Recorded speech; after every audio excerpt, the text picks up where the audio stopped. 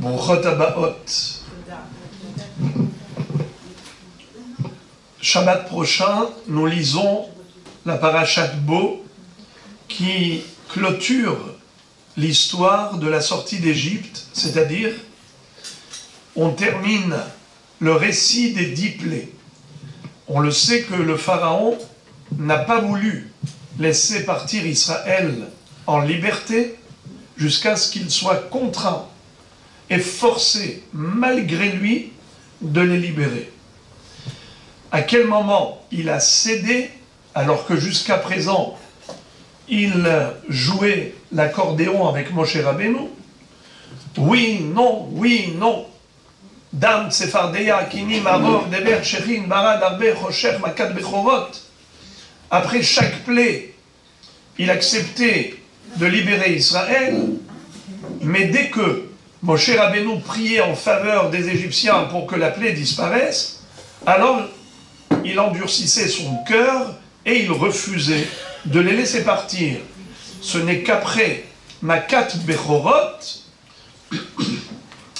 quand il a vu que les aînés égyptiens mouraient alors que les maisons juives étaient en train de célébrer la fête de l'agneau pascal du Korban Pessah, et que tout allait bien chez le Ham Israël, et que toutes les maisons égyptiennes, il n'y avait pas qu'un seul qui mourait, l'aîné, mais ils ont dit « Kulanu metim », on va tous mourir. Pourquoi? Le Midrash nous explique que les femmes égyptiennes qui vivaient dans l'immoralité, eh bien, elles avaient un premier-né de plusieurs hommes. Alors, tout celui qui était Bechor par rapport à son père, mourait. Donc, Bechor par rapport à la mère, Bechor par rapport au père. Donc, c'est pour ça qu'ils voyaient qu'il mourait plusieurs dans la maison, dans la famille. Alors, ils ont dit, Kulanu metim, il n'y a pas que Makat Bechorot. Et en cette nuit, il y a eu donc quelque chose de très fort. Quoi? C'est que non seulement qu'Israël a célébré la mitzvah du Korban Pessah, le sacrifice de l'agneau pascal, qui leur a permis de teindre les poteaux et linteaux de leur maison avec le sang du sacrifice, comme Akadosh Baruch Hu l'avait demandé. Mais en plus, c'est que les hommes d'Israël qui n'avaient pas fait la Brit Mila jusque-là, ils ne s'étaient pas circoncis avant de sortir d'Égypte. La nuit de Pessah, ils ont fait la circoncision. Et là, je vais vous lire ce que dit Rashi dans Parashat Bo, qui est extraordinaire. Haya Rabbi Matia ben Harash Omer. Il y avait un grand Tana qui se nommait Rabbi Matia ben Harash. Il cite un passouk de la prophétie de Yehezkel. Vous le savez, que Akadosh Baruch Hu, quand il a pris le Ham Israël dans le désert pour leur donner la Torah, eh bien on compare cela à un mariage. Vous savez qu'il a déraciné la montagne de Sinaï et il l'a mise au-dessus des têtes d'Israël, comme un dénuptial. Akadosh Baruch Hu était comme le Hatan, et Ham Israël comme la Kala. Il leur a donné la Torah, c'est l'alliance, c'est faire Abérit. Il a établi un pacte d'alliance éternelle avec Israël grâce au don de la Torah. Dans le livre de Shir HaShirim, Shlomo HaMelech, dans le Cantique des Cantiques, au travers de tous ces chapitres, il présente la relation du Ham Israël avec Akadosh Baruch Hu comme celle de deux bien-aimés, deux personnes qui s'aiment, et cette relation d'amour, elle s'exprime par plusieurs étapes de la vie du peuple juif, depuis qu'il est sorti d'Égypte jusqu'à présent et jusqu'à la fin des temps. Donc, ce qu'il y a de fabuleux, c'est que Akadosh Baruch Hu a préparé Israël au don de la Torah exactement comme quelqu'un qui se prépare au mariage. Alors regardez comment le prophète Yehezkel va va décrire cette situation. Il va dire Va'evor alaych, va'erer, ve'hine, aiter, et dodim, ve'at, erom, ve'eria. C'est un pasouk qu'on mentionne dans la Haggadah de Pessah. Akadosh Baruch Hu va dire je suis passé et j'ai vu que le moment des noces est arrivé, mais tu étais dépourvu de vêtements. Alors, quel rapport avec la sortie d'Égypte? Higia shevoa, shenishbati le Avraham, sheegal et banav, velo hayu biyadam, mitzvot litasek bahem, kede sheigalu, sheneemar ve'at erom ve'eria. Le moment des noces est arrivé, c'est-à-dire je devais accomplir un serment, assumer un engagement personnel, celui que j'ai pris auprès de votre patriarche Abraham. Je lui avais dit, certes, tes enfants vont être asservis, exilés pendant 400 ans, à l'issue desquels je les délivrerai, et ils sortiront de là avec un grand butin, et je jugerai le peuple oppresseur. Donc en hébreu, Ger yezaracha be'eretz lo lahem va'avadun ve'inu otam 400 shana v'gam et hagoy asher ya'avodu dan anochi ve'acharechen yetz'u birchush gadol. Alors le moment est arrivé d'accomplir ma promesse, la délivrance, la rédemption, pour sortir d'Égypte. Mais la Kala n'avait pas sa robe de Kala. Israël n'avait pas de mérite. Ils étaient dénués de mitzvot, de srouyot. Alors, il fallait que je puisse vêtir Israël de mérite. Qu'est-ce que je leur ai donné comme mitzvah? 2. La mitzvah de l'agneau pascal et la mitzvah de la Brit Mila. Natan lahem shete mitzvot. Dam Pesach vedam Mila shemalu beoto halayla. Ces deux mitzvot qui sont accompagnés de sang. Le sang de l'agneau pascal pour teindre les poteaux et linteaux des maisons juives et le sang de la Brit Mila. Je t'ai vu patauger dans ton sang. Va mitbosseset bedamaïr. Va omar lach bedamaïr hay. Et j'ai dit que tu vivras grâce à ce sang. Bedamaïr shne damim. Les deux sangs. Dam Pesach et Dam Mila. Et comme dit le Passouk dans la prophétie de Zacharie, Zecharia, Gam at bedam beriter shilachti asiraich mibor en maimbo. Grâce au sang de l'alliance, j'ai déclaré et proclamé que tu sortiras du cachot d'un puits où il n'y avait pas d'eau. Qu'est-ce que c'est le puits où il n'y avait pas d'eau? C'est l'Égypte. L'Égypte était comme un cachot égyptien où Israël était retenu pendant 210 ans. Il ne pouvait pas s'enfuir. Même pas une seule personne ne pouvait s'enfuir d'Égypte. C'était non seulement barricadé, c'était même ensorcelé. Ils avaient utilisé la magie noire pour piéger toute personne qui oserait fuir l'Égypte. Et là, tout un peuple va sortir haut la main, la tête haute. Au vu et au su de tous les Égyptiens, personne ne pouvait bouger le doigt. Après la 10e plaie, la mort des premiers-nés, alors là, on arrive à Parashat Béchalach.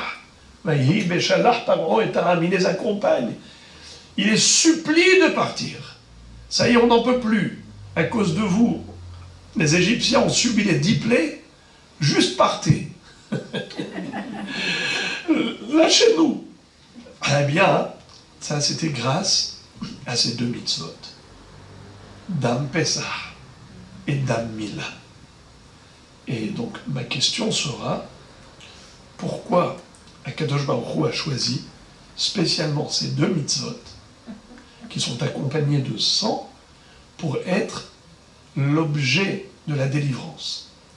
C'est-à-dire qu'Israël a mérité la sortie d'Égypte miraculeusement grâce à Korban Pessah et Brit Mila, l'agneau pascal et la circoncision.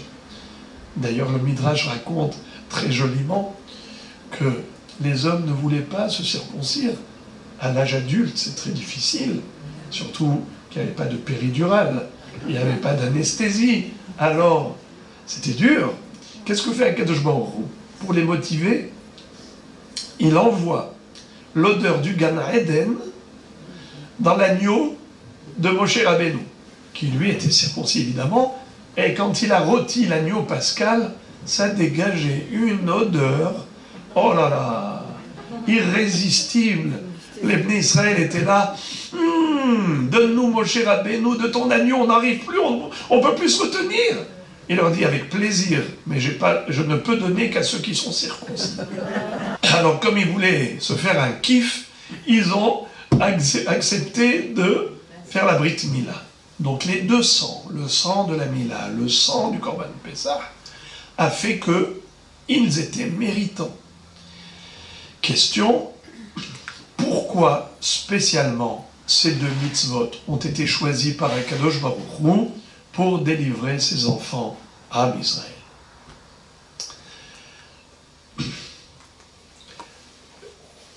Pour y répondre, je vais poser une autre question. Comme les Juifs, quand on leur pose une question, ils répondent par une question. Alors, on a deux jours solennels dans l'année qui sont fondamentaux dans la vie juive.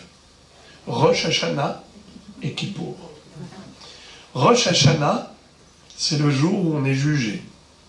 Kippour, c'est le jour où on est pardonné. Vous savez quelles sont les deux actions extraordinaires de nos patriarches qui ont généré, là, un bon jugement, une action, un bon jugement à Rosh Hashanah pour le Ham Israël dans toutes les générations, et l'autre action qui a généré le pardon, le grand pardon pour toutes les fautes d'Israël dans toutes les générations. Figurez-vous, selon le Zohar HaKadosh, le jour de Rosh Hashanah, il y a eu la grande opération qui s'appelle Akedat Yitzhak. Le sacrifice de Yitzhak, quand son père l'a ligoté pour le sacrifier comme holocauste, comme Dieu lui avait demandé pour le tester, pour voir s'il était capable de tout offrir à Dieu, même son fils unique, comme il lui a demandé. Et Abraham Avinu a été capable de cet exploit. Yitzhak Avinu a été capable de cet exploit. Il a dit à son père, ligote-moi, j'ai peur de me débattre au dernier moment, en voyant le couteau sur mon cou. Alors fasse en sorte que le sacrifice soit cachère. Ne me donne pas la possibilité de bouger. C'est pour ça que ça s'appelle Akedat Yitzhak, la ligature d'Isaac, non pas le sacrifice, parce qu'il n'a pas été sacrifié finalement. Il a été monté comme holocauste sur l'autel, mais concrètement, il n'a pas été sacrifié, car Akadosh Baruch Hu a retenu Abraham au dernier moment. Halt, Abraham, al tishlach yadecha el hanahar, ve'al taras lo me'uma. Ata yada'ati ki yireh Elokim ata, ve'lo chasarta et bincha et yechidecha. Donc, puisque Akadosh Baruch Hu va dire à Abraham Avinu, maintenant je sais que tu crains Dieu, tu n'as pas besoin de toucher à ton fils, tu as fait preuve d'un amour indéfectible pour Akadosh Baruch Hu, c'est amplement suffisant. C'est tout ce qu'on voulait. C'était juste que tu montres ta capacité, ta prédisposition à sacrifier même ce que tu avais de plus cher pour Dieu. Ça s'est passé à Rosh Hashanah, nous dit le Zohar HaKadosh. À Kippour, qu'est-ce qu'il y a eu? La Mila d'Abraham. Alors la Akedat Yitzhak à Rosh Hashanah, la Brit Mila d'Abraham à Kippour. Le Dat Zekinim Balei Tosfot nous démontre que ça s'est passé à Kippour, car on retrouve le même terme à Kippour et dans la Mila d'Avraham. Quand la Torah nous ordonne de jeûner à Kippour, elle nous dit « Ve'initem et nafshotechem be'etzem hayom hazeh » Vous jeûnerez en plein jour, ce jour de Kippour, le dit Tishri. Et d'autre part, il est écrit le mot be'etzem, qui veut dire en plein jour, be'etzem hayom hazeh nimolu Avraham v'Ishmael beno. En plein jour, Avraham et son fils ont été circoncis. Be'etzem hayom hazeh. Donc be'etzem hayom hazeh, ces mêmes termes figurent dans les deux sujets. À propos de Kippour, be'etzem hayom hazeh te'anu et nafshotechem, et à propos de la Mila, be'etzem hayom hazeh, pour dire que la Mila d'Abraham a eu lieu à Kippour. Akadosh Baruch Hu va dire à Abraham, grâce à ta Brit Mila, je pardonnerai à toutes les fautes de tes enfants, de tes descendants Israël. À Kippour. Et à Rosh Hashanah, quand il y a eu la Akedat Yitzhak, Akadosh Baruch Hu va dire à Abraham et Yitzhak, grâce à cet exploit qui s'appelle Akedat Yitzhak, je jugerai favorablement Israël tous les ans. Grâce à cela. C'est pour ça que dans Moussaf, qu'est-ce qu'on dit dans Moussaf de Rosh Hashanah? Va'akedat Yitzhak hayom lezaro tizkor barur ata Hashem zocher haberit. Akadosh Baruch Hu, aujourd'hui, souviens-toi de la Akedat Yitzhak. Et Akadosh Baruch Hu, en effet, il est zocher haberit. Il se souvient de l'alliance établie avec Avraham et Yitzhak pour protéger Am Israël. Alors, ce qui est très intéressant, c'est que Akadosh Baruch Hu va dire après la Hakeda, sache, Avraham, que la bénédiction que je vais t'octroyer, c'est que ta descendance ne disparaîtra jamais de la planète Terre. Personne ne pourra effacer Israël de la carte. Am Israël est un peuple éternel. Am Israël Hay. Parce que Od Avinu Hay. Notre Père Céleste est éternel, il a fait de ses enfants un peuple qui vivra pour l'éternité. Eh bien, c'est grâce à la Akedat Yitzhak. Rabban Nachmanide, le Ramban, Rabbi Moshe ben Nachman, qu'on appelle Nachmanide, lui il dit que cette promesse qui a été faite à Avraham Avinu de considérer sa descendance comme des étoiles, Ya'an asher asita et hadavar hazeh, ve'lo chasachta et bincha et yichidecha mimene, ki barecha varechecha, ve'harba arbe et zaracha, kechochve hashamayim, ve'kachol asher al sefat hayam, ve'irash zaracha et sha'ar oivav. Tes enfants seront des stars, comme les étoiles, et comme le sable de la mer. Alors Ramban dit, c'est grâce à cette promesse que nous existons et nous avons survécu à toutes les tentatives de nos ennemis de nous éradiquer. Alors la question est de savoir quelle est la force qui se cache derrière la Akedat Yitzhak et derrière la Brit Mila d'Avraham. Et quel est le rapport maintenant avec l'agneau pascal et la Brit Mila, qui sont les deux mitzvot que Dieu a donné au peuple juif juste avant de sortir d'Égypte et qui ont été accomplis, vous savez en quelle date? Eh bien la nuit du 15 Nissan, la nuit qui est la veille de la sortie d'Égypte. C'est la date de la sortie d'Égypte. Quelle est la date de la libération d'Israël, où on est sorti d'Égypte concrètement? C'était le 15 Nissan. Quand est-ce qu'on a mangé l'agneau pascal et qu'on a fait la Brit Mila? La nuit, le 14 au soir, c'est le 15. Ce qui veut dire que les facteurs déclenchant la rédemption, ce sont ces deux mitzvot.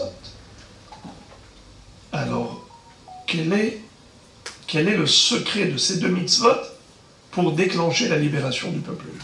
Alors, il faut comprendre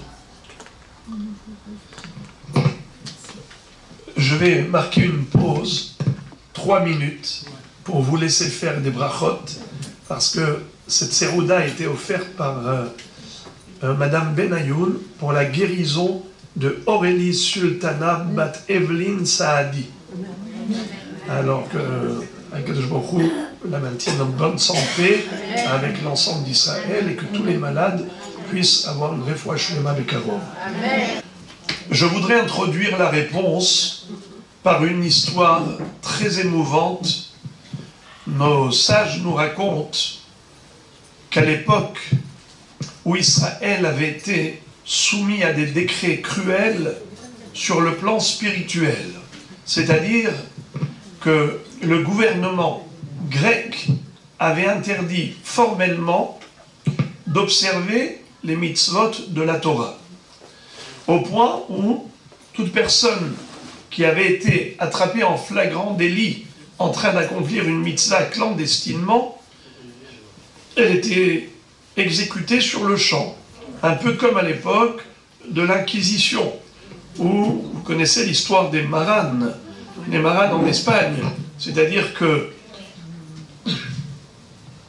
les Juifs étaient expulsés d'Espagne et celui qui voulait y rester, eh bien, il fallait qu'il épouse la religion catholique. Et beaucoup d'entre eux ont faim de se convertir au christianisme, mais discrètement et secrètement, ils continuaient à accomplir les mitzvot de la Torah.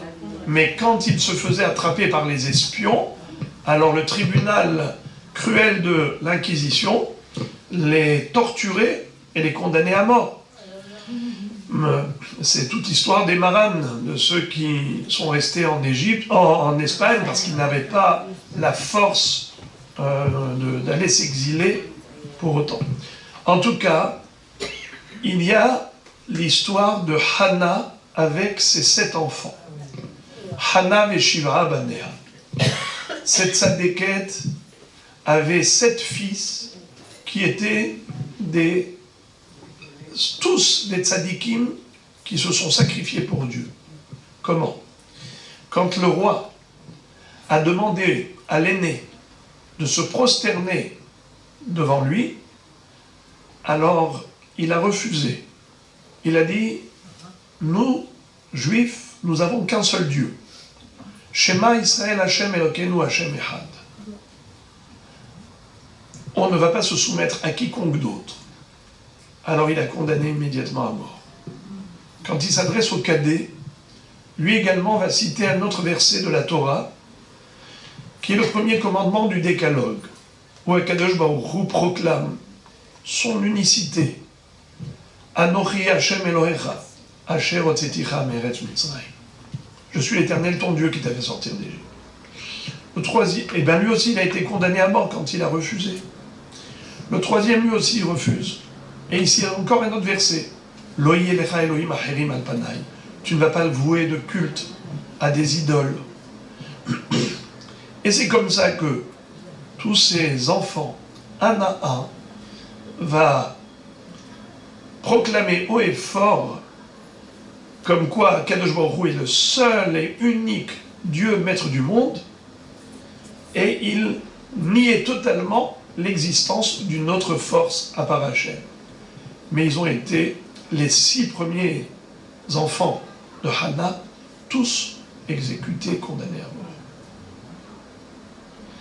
Quand l'empereur s'adresse au 7e, qui était tout jeune, un jeune enfant, il n'avait même pas 3 ans, il dit, écoute, j'ai pitié de toi, je ne veux pas te tuer, alors moi je vais jeter ma bague par terre, tu vas la ramasser, au moins les ministres de la cour royale qui nous voient de loin vont croire que tu t'es prosterné finalement. Tu auras la vie sauve, tu feras semblant de te prosterner. Alors la maman a eu peur qu'il se prosterne, elle va demander au roi la permission de lui parler. L'empereur a cru qu'elle allait le convaincre à accepter de ramasser la bague pour faire semblant de se prosterner, justement pour lui sauver la vie. Alors il lui a accordé ce droit, elle a pris de côté. Qu'est-ce qu'elle va lui dire? mon cher enfant, sois aussi courageux que tes frères. Sois capable de sanctifier le nom divin par le sacrifice de ta vie, même si tu ne comprends pas l'importance du Kiddush Hashem comme tes frères. Et je voudrais te demander une chose, c'est que quand ta Neshama va arriver là-haut, tu vas aller voir Avraham Avinu, tu lui diras, de ma part, Avraham, toi tu as construit un autel pour sacrifier un fils, moi j'en ai sacrifié concrètement 7. Et c'est comme ça que cet enfant a eu l'audace et le courage de dire à l'empereur, tu n'as pas honte, toi, un être humain, tu fais attention à ton kavod, tu veux que je ramasse ton sceau, l'anneau royal, juste pour te préserver ta dignité. Et tu ne veux pas préserver le kavod de Dieu, qui est le vrai maître du monde. Tu peux rêver, je ne vais pas me prosterner devant toi. Et c'est comme ça que lui également a été exécuté. Et ensuite, il y a une voix céleste qui a retenti en disant Ashrechem ninehana kulchem mezumanim lechaya olam haba em habanim semecha. La mère de tous ses fils peut être heureuse et joyeuse parce que elle a donné naissance à une progéniture qui a été à la hauteur des attentes d'Akadosh Baruch Hu. Il y a un grand rabbin qui s'appelle Rabbi Chaim Zaïtchik. Pose une question très forte. Il dit, on voit que cette femme était une héroïne, une femme d'une force incroyable, spectaculaire et exemplaire. Mais on aurait dit qu'elle a fait preuve d'orgueil. Elle a dit à Avraham Avinu, toi t'en as sacrifié qu'un seul, moi 7. Est-ce qu'une femme pieuse et aussi vertueuse cherche à se vanter par rapport à Avraham, à se sentir supérieure à lui? Ça ne correspond pas au comportement vertueux qui devrait être le sien. Une tzadékette doit être humble et pas orgueilleuse. Comment comprendre cette déclaration? En fait, il explique que ce qu'elle a voulu dire à Avraham, c'est juste le contraire. Avraham, penses-tu que la Akedat Yitzhak est tombée dans les oubliettes? Pas du tout. Lorsque toi, tu as fait preuve d'amour d'Akadosh Baruch Hu, au point où tu étais prêt à lui sacrifier ce que tu avais de plus cher dans ta vie, cet enfant que tu as eu à l'âge de 100 ans, et quand Akadosh Baruch Hu t'a dit « Karna et bincha et yichidecha asher ahavta » prends ton fils unique, que tu as tant aimé, et montre-le comme holocauste pour moi, eh bien à ce moment-là, cet amour inébranlable dont tu as fait preuve à l'égard d'Hachem, eh bien c'est ce qui nous a permis à nous aujourd'hui d'hériter de ta part, d'hériter de toi également un amour indéfectible envers Hachem, qui fait que toute la descendance d'Abraham est capable de cela, capable de se sacrifier pour Hachem, à tel point que grâce à toi, aujourd'hui j'ai eu la force d'en sacrifier 7. Ça veut dire que justement, pour faire honneur et rendre hommage à Abraham, elle lui a transmis ce message, en lui disant, c'est grâce à toi Abraham, si aujourd'hui, après des millénaires, on est capable de se sacrifier pour notre identité juive, de souffrir parce qu'on est juif, c'est grâce à toi Abraham. Eh bien, c'est un passouk dans Tehillim, qui est Alecha horegnu, kol hayom. Nechshavnu katson tiva. David Amelech a écrit ça dans Tehillim. Hachem, on est prêt à se tuer pour toi toute la journée. On nous a pris pour des troupeaux. Eh bien, ça c'est Avraham. Ça c'est Yitzhak, pardon, qui s'est sacrifié lui-même. Il a tendu son cou au couteau de son père. Mais Avraham a fait autre chose. Avraham, il a fait la Brit Mila. Nos maîtres nous disent qu'au moment où il a pris le couteau, le scalpel pour se circoncire, sa main tremblait. Comme on a dit, il n'y avait pas de péridurale à l'époque. Il tremblait. Et Kadosh Baruch Hu lui a tenu le bras. Et Kadosh Baruch Hu était le Sandak. Vecharot imo haberit. Dieu, tu as tranché l'alliance avec lui, avec Abraham. Abraham, c'était qui son Sandak? C'est Kadosh Baruch Hu lui-même. C'est lui qui le tient et qui lui tient la main. Et pour opérer cette alliance, Vecharot imo haberit, c'est ce qu'on dit dans Vaïvarech David, dans Tehilim. Eh bien,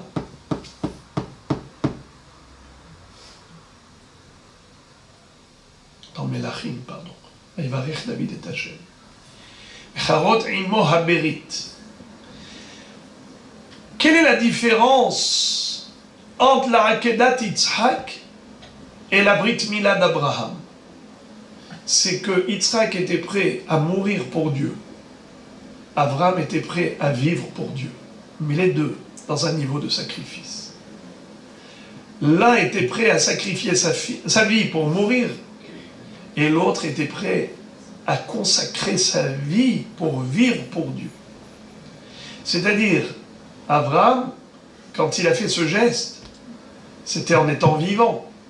Et de s'auto-circoncire, c'est-à-dire que tout en restant vivant, il est prêt à souffrir, entre guillemets, à s'infliger cette souffrance qui s'appelle la circoncision d'un adulte à l'âge de 100 ans, 99 ans plus tôt.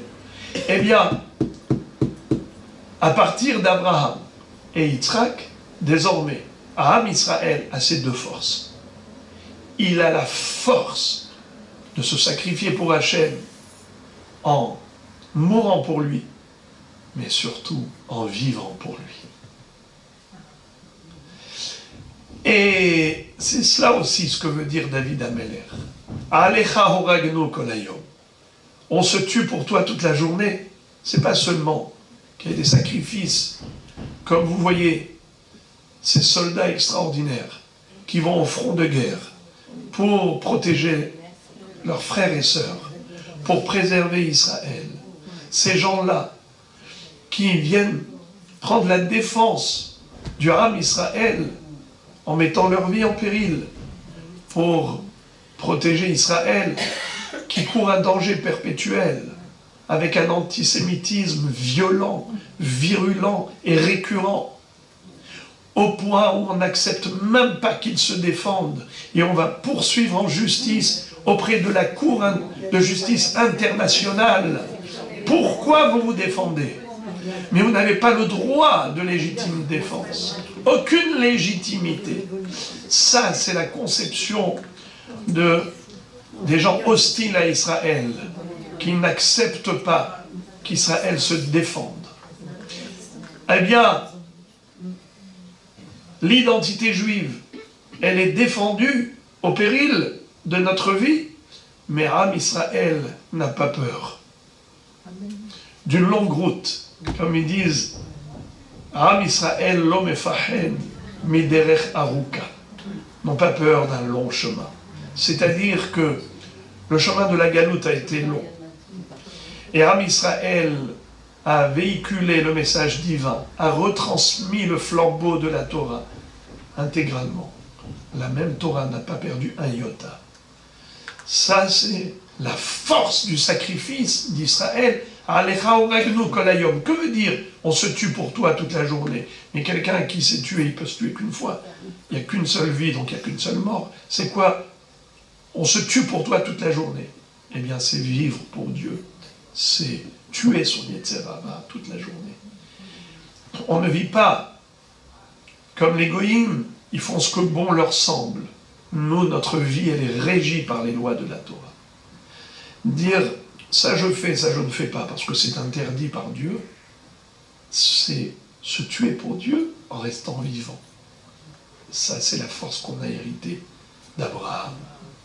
Et la capacité de sacrifier sa vie carrément, de mourir pour Hachem, ça c'est ce qu'on a hérité de Yitzhak, Akedat Yitzhak. Non, on va comprendre pourquoi. On a mérité la Géoula, qui s'appelle la sortie d'Égypte, grâce à l'agneau pascal. L'agneau pascal, ça rappelle qui? Ça rappelle quoi? Akedat Yitzhak, le sacrifice d'Yitzhak. Car vous le savez que le sacrifice dans le Beth Amikdash, dans le Saint-Temple, entraînait la kapara, l'expiation des fautes. Comment? En apportant un sacrifice, eh bien nos fautes étaient pardonnées. C'est trop beau ça. L'homme fait une faute, il apporte une bête, Zé halifati, zé tmorati, zé kaparati. La bête elle est sacrifiée et l'homme est pardonné. Sympa, non? C'est que, en fait, c'est pas comme ça que ça marche. C'est que lorsqu'on apportait le sacrifice, c'était au moment où on avait fait Teshuvah. Parce que quelqu'un qui n'a pas fait Teshuvah, il ne peut pas apporter un korban. Et là on dit à Kadosh Baruch Hu, maître du monde, maintenant j'ai pris conscience de mon erreur, je me suis laissé entraîner par mon corps. Nous sommes composés de deux éléments, le corps et l'âme. L'âme est angélique, mais le corps est bestial. Qui doit dominer l'autre? Évidemment, la Neshama doit dominer le corps. S'en servir au contraire pour faire Torah et Mitzvot, car on ne peut faire les Mitzvot que tant que nous avons un corps. Une personne, après sa mort, elle est libérée de tout devoir. Nachon? Babetim Hofshi. C'est exactement comme un cheval et son cavalier. Qu'est-ce que fait le cavalier avec le cheval? Eh bien, il arrive à bon port, il va à une destination, et grâce au cheval, il va aller beaucoup plus rapidement. Mais si il n'a pas appris à conduire un cheval, un débutant qui monte pour la première fois à dos de cheval, c'est le cheval qui l'éjecte et qui l'envole et qui l'envoie dans les précipices et dans les buissons, skin. Il jure qu'il ne montera plus à cheval. Naron, pour une fois qu'il a essayé de tenter l'expérience, il a dit « je veux faire comme tous les cavaliers, dada !» Et puis finalement, il se retrouve en train de faire dodo, pas dada, et il a dans son lit alité parce qu'il a pris des coups de partout. Parce que ce n'est pas un bon cavalier qui n'a pas su y faire avec le cheval. Le but, c'est que la Neshama domine le corps. C'est pas que le corps, il éjecte la Neshama n'importe où dans des horizons négatifs. C'est au contraire, se servir du corps pour arriver à des horizons positifs. Ça, c'est le but du Korban. Quand on apporte la bête dans le Saint-Temple et on dit à Kadosh Baruch Hu, malheureusement, mon corps a entraîné mon âme dans la Havera, maintenant je viens te sacrifier ce corps qui représente la partie bestiale de l'être pour dire que désormais je vais te soumettre mon corps, je vais faire tes chouvas pour ne faire que Torah et Mitzvot comme tu le souhaitais. Alors d'ailleurs même, c'est comme ça qu'on explique que à Kippour, Dieu pardonne toutes les fautes grâce à la Brit Mila d'Abraham, et à Rosh Hashanah, il nous juge favorablement grâce à la Akedat Yitzhak qui a eu lieu ce jour-là. Pourquoi? Parce que toutes les fautes commises par Israël, on considère que c'était dans un état d'inconscience. Le Yetzer Hara nous avait anesthésiés pendant toute l'année, jusqu'à Rosh Hashanah et Kippour. Et quand on arrive en cette période des jours redoutables, des jours miséricordieux, ce qu'on appelle Yemei HaRachamim ve'Haselihot, c'est là qu'il y a un éveil de la conscience juive. C'est là qu'il y a un réveil collectif du peuple. C'est là où on redevient soi-même. On dit à Kadosh Baruch Hu, dans toute l'année, quand on a fait des bêtises, on était dans un état second. Qui on est vraiment, c'est qui on est à Rosh Hashanah et Kippour. C'est là où on rejoint la flamme qu'ont allumée Abraham et Yitzhak dans notre cœur. Désormais, maintenant, à Rosh Hashanah et Kippour, s'éveille en nous cette énergie positive que nous avons mérité d'hériter de manière génétique par l'échelle de valeur ancestrale. Abraham et Yitzhak nous ont donné cet amour d'Akadosh Baruch Hu comme patrimoine héréditaire. C'est en nous. Alors, ce qu'on a fait qui était contraire à cet amour de Dieu, ce n'est pas nous. Non, Hachem, c'est pas nous. C'est notre Yetzer Hara qui nous a poussés à faire des bêtises, à dire des bêtises, à penser des bêtises. Mais nous, vraiment, c'est l'étincelle juive qui est en nous, qui éclaire notre cœur. C'est ça que on te demande de regarder. Focalise-toi sur notre positif et pas notre négatif. Car le positif qui est en nous correspond à notre être vraiment. Et le négatif, c'est que du paraître. Notre être est positif. Notre paraître parfois peut être négatif. Eh bien, notre être, il provient de Abraham et de Yitzhak. C'est pour ça qu'on mérite à Rosh Hashanah un bon jugement et le grand pardon à Kippour. Parce qu'on s'identifie à eux, à Abraham et Yitzhak. Akedat Yitzhak Ayom les Arot Yizkor. Voilà donc, ça explique que la sortie d'Égypte, elle a eu lieu grâce au Korban Pesach, l'agneau pascal, et la Brit Mila, parce qu'à ce moment-là, Israël, même s'ils étaient des idolâtres, comme le Satan va dire à Kadosh Baruch Hu, Halalu Avdei Avodazara, Ve Halalu Avdei Avodazara, Mipnema Elu, Nidbarim Velo Nitzolin, c'est-à-dire, ils sont tous des idolâtres, mais les Juifs ont agi exactement comme des Égyptiens. Ils ont adopté la culture égyptienne. Quel est le mérite pour sortir d'Égypte? Akadosh Baruch Hu nous donne ces deux mitzvot pour montrer au Satan que, même si dans le paraître, on était comme des Égyptiens, mais tout de suite, avec ces deux mitzvot, il y a eu le réveil de la flamme juive, la Neshama dans toute sa splendeur. La Neshama du Ben ou Bat Israël, c'est une Neshama Kedosha, une lumière qui ne s'éteindra jamais. Alors juste, il fallait raviver cette flamme au travers de ces deux mitzvot d'identification à Abraham et Yitzhak. On est prêt à Kadosh Baruch Hu, à tout pour toi, pas seulement mourir pour toi, mais vivre pour toi.